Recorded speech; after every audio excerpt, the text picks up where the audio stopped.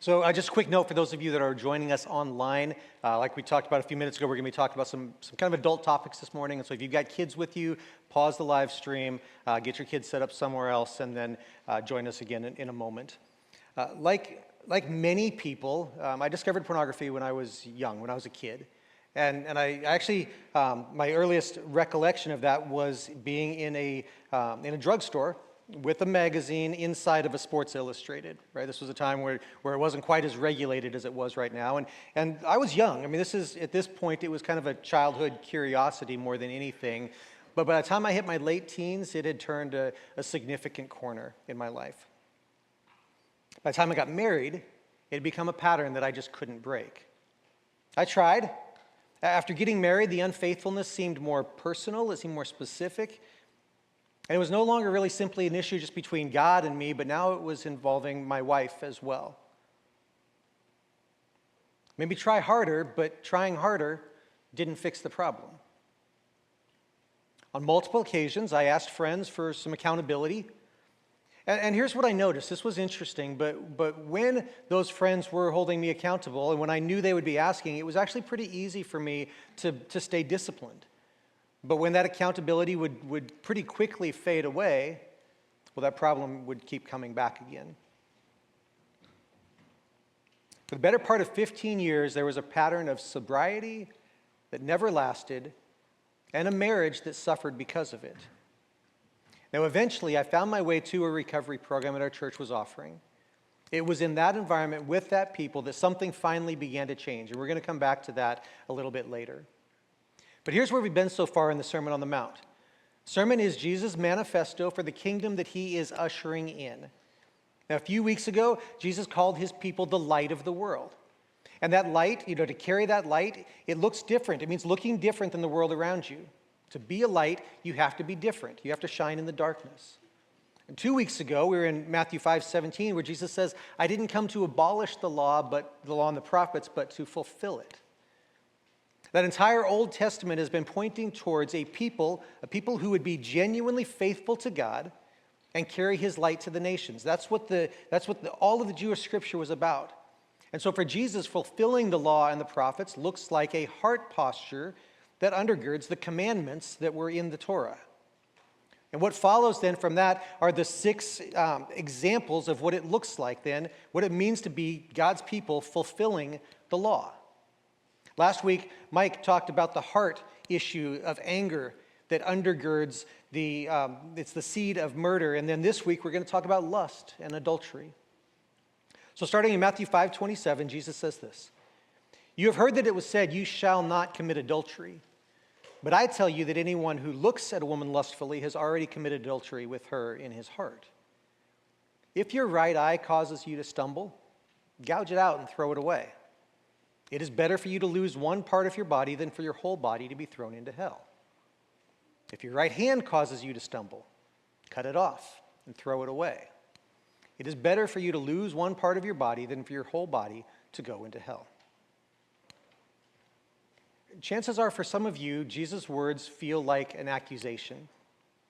There's something inside of you that recognizes yourself in those words that Jesus is speaking.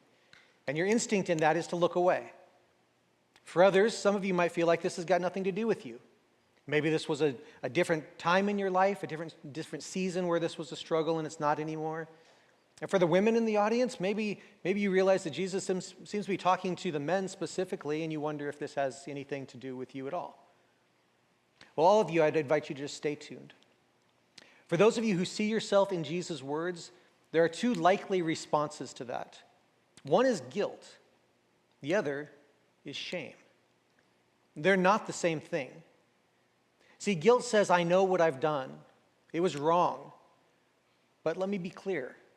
Guilt is not your enemy. Guilt is designed to lead you towards repentance. It's to lead you towards change. Some of you need to be reminded of this. The Apostle Paul wrote to the church in Rome, and he said, there is now no condemnation for those who are in Christ Jesus. If you belong to Jesus, your guilt, the guilt you feel when you fall short, it's designed to lead you in a direction. It's designed to lead you to Jesus and not away from him. But shame is different. Shame is an identity. Shame says, I am what I've done. See, the enemy takes the guilt that you feel and turns it into shame when he whispers in your ear, you're not worthy. You're a mistake.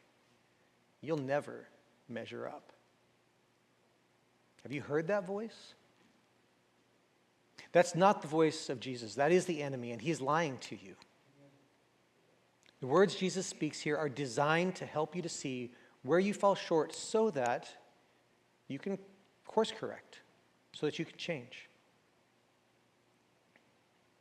When Jesus says, you have heard that it was said, you shall not commit adultery, and then he adds, but I say, what he's doing is going underneath the command that it was always pointing towards. Jesus, a few verses earlier, told his disciples that their righteousness needs to exceed the righteousness of the Pharisees. Those are the ones that everyone looked at as the model of faithfulness. See, the Pharisees could manage behavior. They could keep the external code, the law, and Jesus says good behavior isn't enough. See, Jesus is after your heart. The commandment against adultery flows from the heart of God himself. It was always a vision of what righteous relationships looked like. If you were with us at the beginning of the series, you'll remember that the biblical definition of righteousness is right relationship with God and right relationship with each other, with other people. A sexual sin damages both of those relationships. Let me speak from my own experience here. When I was trapped in the behaviors of my past, my relationship with my wife suffered. As you can imagine, our relationship was damaged by those behaviors. But my relationship with God suffered as well. Here's what's interesting. It's not because God retreated from me. It's because I put God at arm's length. I was in sin. I knew that I was in sin. I knew that I was in rebellion. And so it caused me to put him at a distance, to hold him off. See, shame is a liar. The enemy wants you to withdraw from God. But Jesus this morning would encourage you to draw near and to find forgiveness and healing. When Jesus argues that sexual sin is a heart issue, he's not plowing new ground. This is not a new idea. Jesus grew up with the Jewish scriptures where he would have read the words of Job. I've made a covenant with my eyes not to look lustfully at a young woman. And he would have known the wisdom literature of Proverbs, where a father writes to instruct the heart of his son, where he says, do not lust in your heart after her beauty. See, the heart has always been the location where the battle is fought. Knowing the standard was never the problem. The law could tell you what a person with a right heart would do. It would define the boundary and name the violation, but the law could not transform a person's desires. The prophet Jeremiah, though, promised a day when God would write his law on hearts instead of on stone. Ezekiel promised a new heart and a new spirit. Both of them were crying out that what the external code could never deliver on its own had a future fulfillment. There was something coming that would deal with that problem. And in the Sermon on the Mount, Jesus is announcing that the day the prophets had anticipated has finally arrived. Now, when you read these words of Jesus, you might get the idea that Jesus has a low view of sex, as if it's somehow shameful or dirty. But that is not at all the biblical view of sex. In fact, the exact opposite is true. Jesus grew up in a tradition with an extraordinarily high view of sexual desire. The first thing God does after creating Adam and Eve is to tell them to go and have a lot of sex and have a lot of kids. If that doesn't convince you, you'll find that tucked right in the middle of the Bible is a book known as the Song of Solomon, or the Song of Psalms. It's a love song. It's written in explicit detail. It's about physical desire between a man and a woman. It's passionate. It's physical. It might make you blush if you read it. And it's in the Bible. Bible scholar Tim Mackey puts it this way. He says that Jesus is in a tradition that sees sexual desire and sex itself as sacred. That is the Jewish tradition. Sees sex as sacred. And he says that they see it as a window into the nature of God himself. Sex is so sacred, in fact, so woven into what it means to bear the image of God, that it can't be treated casually. Easy sex is a low view of sex. Sex, as God designed it, is sacred, it's special, it's holy. Lust doesn't just break a rule. It's not something God just made up to say, hey, I don't want you to act this way. It defiles something that is sacred. It takes a person who bears the image of God and reduces them to an object to be used for your pleasure and for your consumption.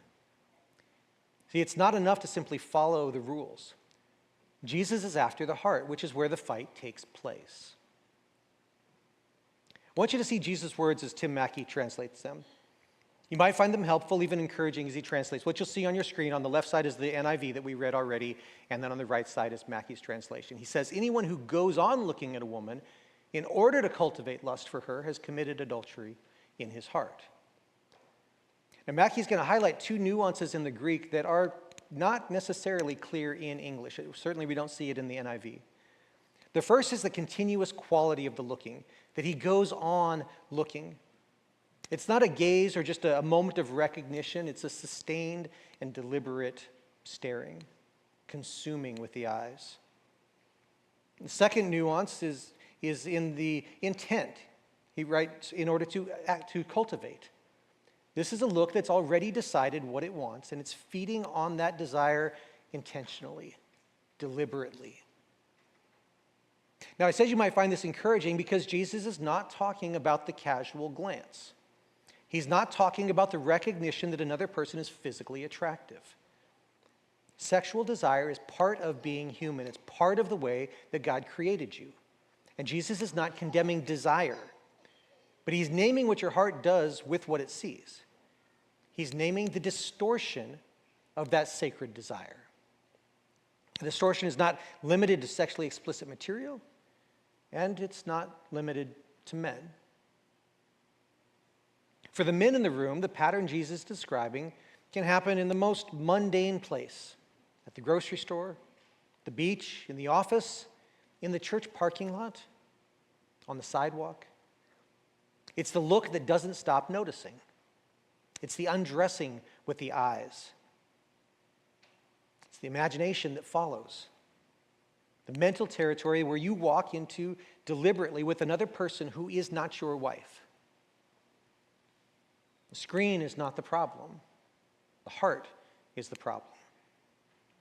For the women in the room, this sometimes takes a different form, but it has the same root.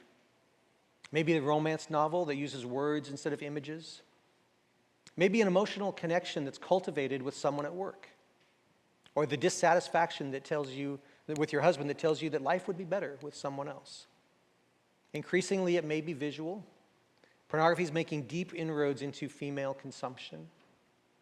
But at the heart of this issue with lust is the idea of covetousness. That's the connection back to the law. It's not just adultery, but it's covetousness. It's desiring something that's not yours. And then taking, even if it's not physically, taking with your eyes, with your thoughts, with your imagination, to covet someone else's wife or husband. Regardless of your gender, Jesus is talking about the cultivated, intentional desire for someone that does not belong to you. Lust is the distortion of God's good design. From the very first pages of Scripture, men and women are established as co-image bearers of God. They are equal partners. They're given joint responsibility to rule over all of creation. That's the original design. That's Eden. But by Genesis 3, that third book, just a couple chapters later, humanity's act of rebellion fractures everything. And what was designed to be a shared dignity becomes a power imbalance that's run through the biblical story and throughout human history ever since. When Jesus says anyone who goes on looking at a woman in order to cultivate lust for her, he has already committed adultery in his heart. When he says that, he's naming that broken co-image bearer problem.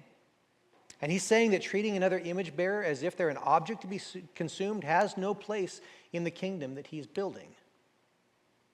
The kingdom Jesus is building is the one that puts that broken Eden back together again. The kingdom sees men and women bearing the image of God together as partners in the dignity God has always intended for them. And that starts with you, with me, with what we do with our eyes, with what we allow our mind and our imagination to do with the things that we see. Let me be clear on something in this passage. Jesus is not addressing her hemline. He is addressing your gaze and your thoughts. Because the woman across from you, the woman on the screen, in the office, in the room, the woman is a co-image bearer of the living God. Lust denies that person's value. The kingdom ethic restores it. So what does Jesus actually ask of us, or should we say demand of us? His answer is going to sound extreme. We read it a moment ago, but let me paraphrase. If your eye causes you to sin, gouge it out. If your hand causes you to sin, cut it off. It is better to go through life maimed than to go into hell whole. The word hell deserves a closer look. We don't have time to dig into this, but the English word hell, what it's capturing, what it's translating is the word that Jesus would have used, which is Gehenna. Literally, Gehenna is the valley of Ben Hinnom, the valley of Hinnom. It's just outside Jerusalem, and centuries earlier, this is a place in Israel where children were sacrificed to a foreign god. By Jesus' time, Gehenna has become synonymous with divine judgment. And there are honest scholars who disagree exactly what Jesus means when he uses this word, but every Jewish person in the crowd knew the word, and they knew the stakes that Jesus was naming. And the response that Jesus calls for is proportional to the consequences. If Gehenna represents the most dark possible consequence of the path that you're on, then cutting off a hand or gouging out an eye is nothing by comparison. The severity of the warning is itself the argument for the severity of the response that Jesus is demanding. And the person who hears Jesus invoke Gehenna and responds by just trying a little harder, they failed to take Jesus' serious warning seriously. Jesus is not asking you to be careful. He's demanding that you are ruthless. One early church father named Origen took Jesus' words literally, and he mutilated himself. Church history has uniformly called this a mistake. The language that Jesus uses is hyperbole. And sometimes when we talk about hyperbole, it can make it seem like, oh, well, it's not serious. He's just kind of making a point. And I think that we need to be very careful to see the hyperbole of the response that Jesus gives as whatever. That's not at all what Jesus has in mind. Don't let the fact that Jesus isn't being literal make you think that he isn't being serious. The imagery that's underneath that hyperbole emphasizes the seriousness of what Jesus is demanding. Here are just a couple of examples of what that ruthlessness might look like for you and me today. Some of you need to get rid of your smartphone. Some of you may need to cancel your Netflix subscription. You might need to move the computer into a place in the house where it's clearly visible by anybody in the house. You might need to set up filtering or accountability software on your computer or phone and give a friend permission to hold you accountable, to ask you those difficult questions. Some of you need to cut off a relationship that's moving in a wrong direction or maybe has already moved in a wrong direction. Some of you may need to actually quit a job if you find that the job keeps putting you in situations that you can't handle. You can find another job. Think back to what I shared at the beginning. Ruthlessness alone won't get you there.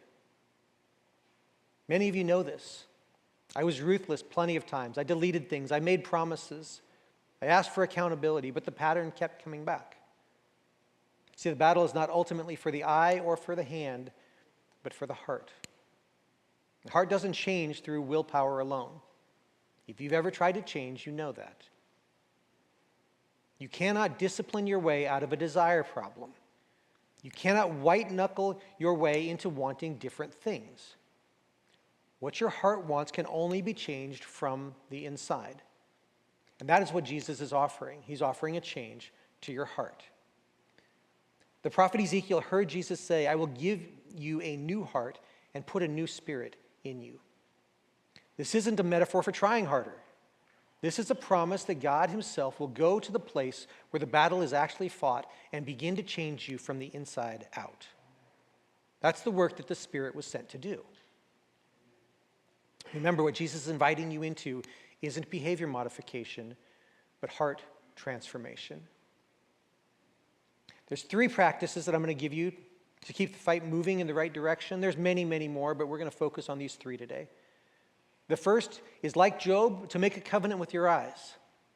What I mean is this: if you haven't already decided what you're going to do the moment that temptation arrives, you will make the decision that habit has formed in you already.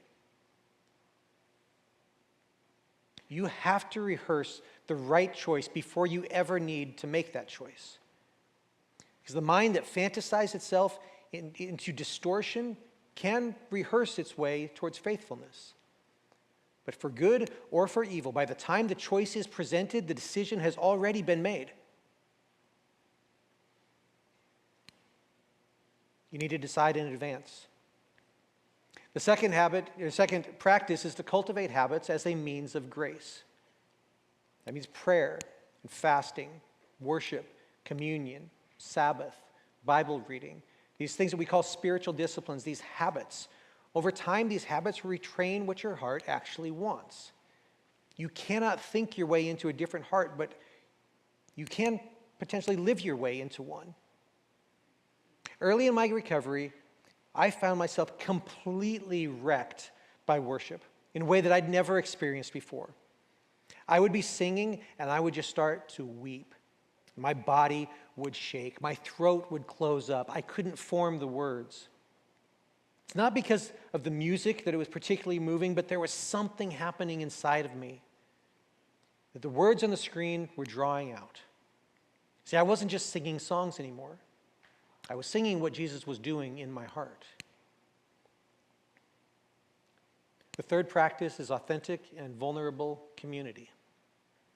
What I mean by that is not the version of community where you show up on Sunday in your Sunday best clothes and your Sunday best face. Some of you did that today. You came in today and you're struggling with something and somebody said, hey, how are you? And you said, fine. I'm great, brother. How are you? When I talk about authentic and vulnerable community, I mean the kind of community that James describes when he says, confess your sins to one another and pray for each other so that you may be healed. Confession of sin is one of the most liberating and most neglected practices in the modern church.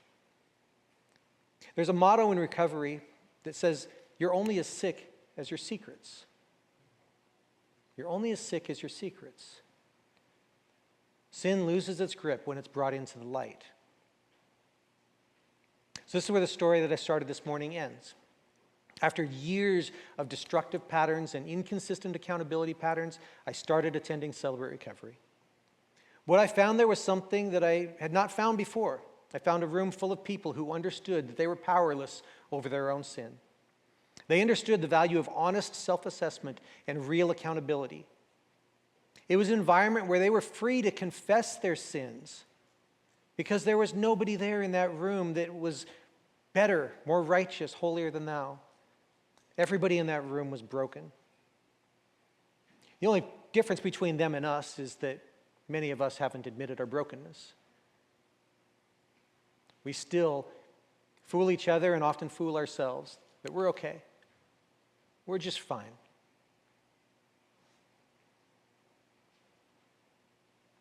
You need to know this. Recovery is not a moment.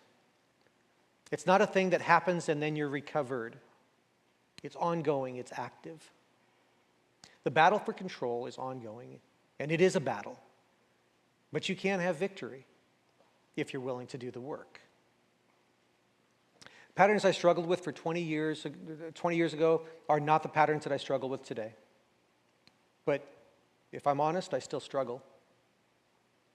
The discipline of training my eyes, of guarding my thoughts, where I allow my mind to travel, it is still a reality.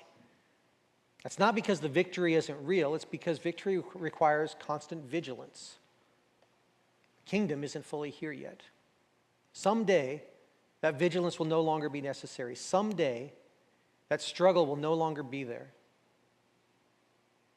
But the kingdom is not yet fully arrived. And the enemy is still looking for a foothold. Jesus is inviting you into heart transformation. I want to speak directly to the women in the room for a moment and to the men about the women in this room. Jesus is doing something revolutionary here. In the first century, the burden of male lust was placed almost universally on the woman. Women were responsible for covering themselves, for their behavior. They were responsible for not tempting the men around them. The assumption was that the male desire was inevitable and female modesty was the solution. Jesus goes in the opposite direction. He places the full moral weight on the man who is looking, not on the woman that's being looked at. So if you're a woman in this room who's ever been told that you caused someone to stumble by what you wear, by how you look, how you moved, Jesus is speaking to your dignity this morning. The responsibility for that man's gaze was never yours. Jesus said so. The kingdom he's building is where this becomes true in practice, where women are seen as what they actually are, as co-image bearers of the living God. At the same time, because honesty requires this, if you have ever deliberately dressed or carried yourself in a way that is designed deliberately to draw the attention, I want to remind you, I want you to remember that you are an image bearer of the living God. And that's worth carrying with intention, with dignity. The dignity Jesus is defending this morning is yours, and it is worth walking in that dignity. If you're someone who's been in this fight where lust has caused you to objectify others for your own purposes, for your own pleasure, the guilt that you may be feeling right now is not your enemy. It's identifying a heart that needs transformation. The guilt is driving you towards Jesus and to the community that he provides. See, the enemy wants you to wear that shame like a garment, like a label. Jesus wants to clothe you in his own righteousness. Here's what I know from my own life. The pattern of lust does not break in isolation. It breaks in the light of God's instruction and in community with his people. And it takes work. We don't currently offer Celebrate Recovery here at FCC. That's something that I'd like to see change in the future. But if you've found healing from your hurts, habits, and hang-ups, whatever that might be, if you've found healing through a recovery ministry and you are feeling called to help us launch something here, I'm just going to issue that as a commercial. We want to get that going, and we need people to take the reins on that. In the meantime, the Dallas Evangelical Church runs a couple Celebrate Recovery groups. Gateway, just this week, had their first Celebrate Recovery meeting. And so if Celebrate Recovery is something that you're feeling that you see value in, I have no problem connecting you directly with those churches. They're other Jesus-honoring, God-loving people, different congregations, different bodies, but your recovery is important. Your healing is important, and I have no problem connecting to those folks. Some people in recovery are working on issues of lust, like we've been talking about today. Others are working on substance abuse. Some might be compulsive shoppers or dealing with anger or depression or eating disorders or other problems. The point is that all of us have our hurts, our habits, and our hang-ups. All of us need Jesus. All of us need recovery. Before you leave today, I'm going to invite you to take one ruthless step. I don't know what that is for you. Is it getting rid of that smartphone and just going back to is it a dumb phone? Is that the opposite? Flip phone. Maybe cancel Netflix, move the computer, break off that inappropriate relationship, quit that job. If you came here today and you're just exploring faith, and not sure what any of this has for you, you need to know that Jesus is not he's not a finger-wagging moralist that's standing there giving you more commands and more to do. He's not offering you a longer list of rules. He is offering you a new heart. The only question this morning is whether you're willing to let him in that far. The prayer team's coming forward right now. And if there's anything in this sermon that has stirred you, is moving you, I want to invite you to come. I want to invite you to talk to these guys. You don't have to have the right words to say. You don't have to have it all figured out. You just have to be willing to take one step. These guys are here to pray with you. They're here to point you in the right direction if you need help.